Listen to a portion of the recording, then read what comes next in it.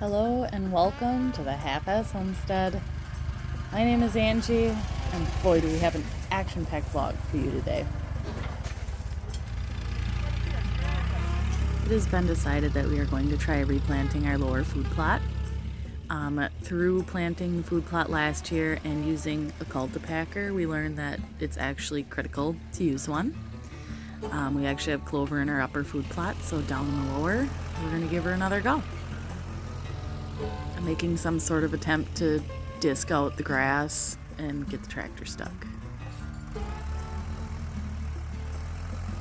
I was successful at one of those things. Well, hopefully it's not too bad. It looks pretty bad. Well, let's go ask for help. It's stuck. What's up? I got it stuck. Huh? I got it stuck. I'll get it happen. It's gotten pretty warm pretty quick here in Wisconsin, so I decided to make some bone broth popsicles for the dogs.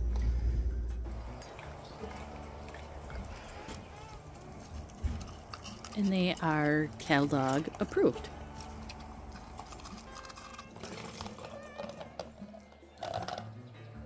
And this weekend's been very simple and quite slow, and it's been very nice. However, gotta do some canning, completely out of pinto beans, and there's only like 2 jars of black beans left, and we use a ton of each. Tacos are always a hit, and I love my black bean burgers. So I'm gonna get canning some beans up so we don't have to be doing that in July.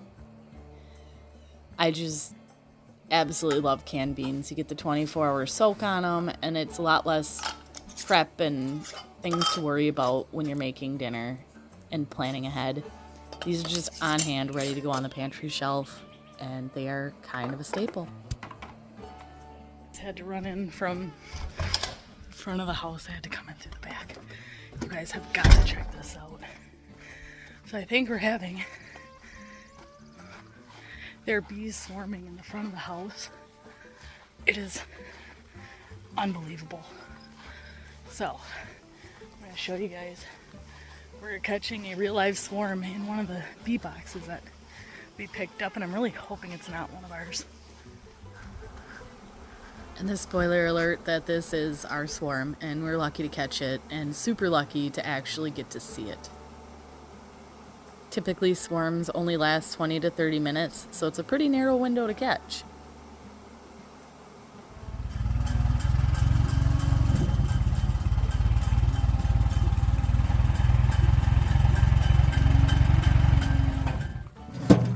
Live on site at the Half-Ass Homestead, picking up the mess that we created. Right?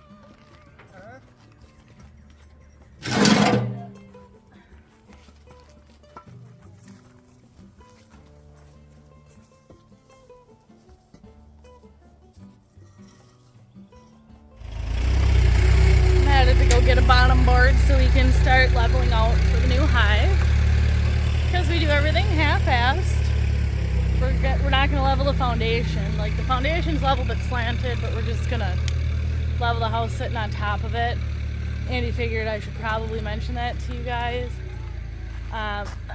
My theory is if we add dirt to the slope, but it's eventually going to settle back down anyways, so I say we're staying ahead of the curve. I don't know. You be the judge.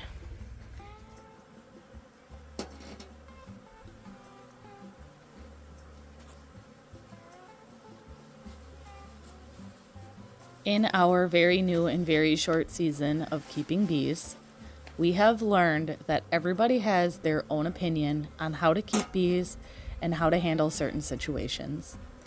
You kind of just have to make a best educated guess and do what's best in your situation. Now with swarms, some say leave them a week, and some say move them immediately. For the sole fact that this is the main entrance of our home, it doesn't bother us, but the Amazon guy was not impressed. For obvious safety reasons, we are going to move this hive immediately.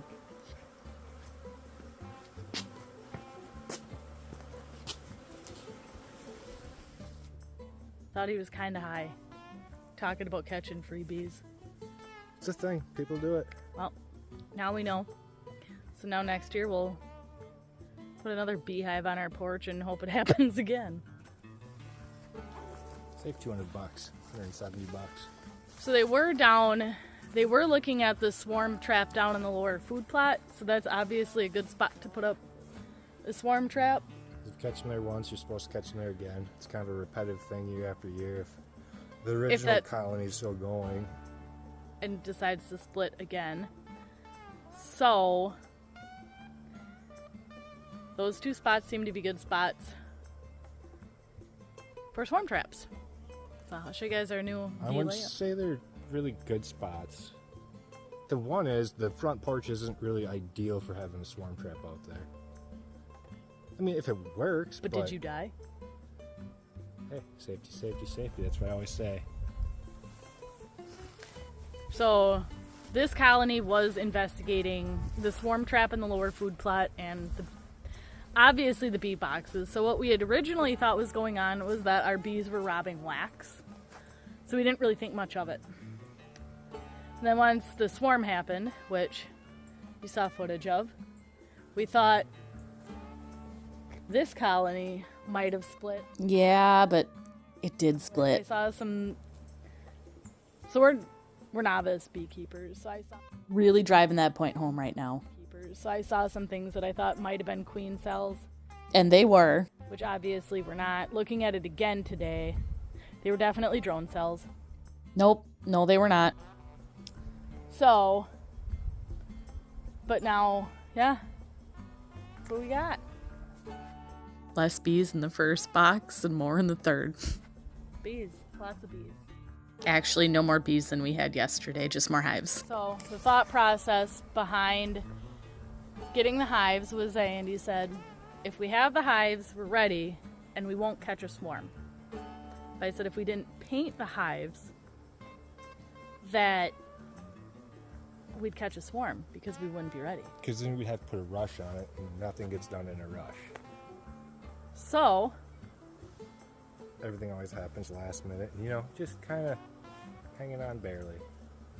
Yeah, so like our plan of not being ready worked. We weren't ready. No, it worked. We were definitely surprised. Yeah, walking around the corner of the house and like, hey, look, the sky's dark from bees. That was definitely a surprise. I'd been out that door but an hour before, so that was really cool. It hadn't been a half hour, I don't think. Yeah. And all was normal, and all of a sudden... Something sounds kind of funny. The corner's like, huh. Whoa.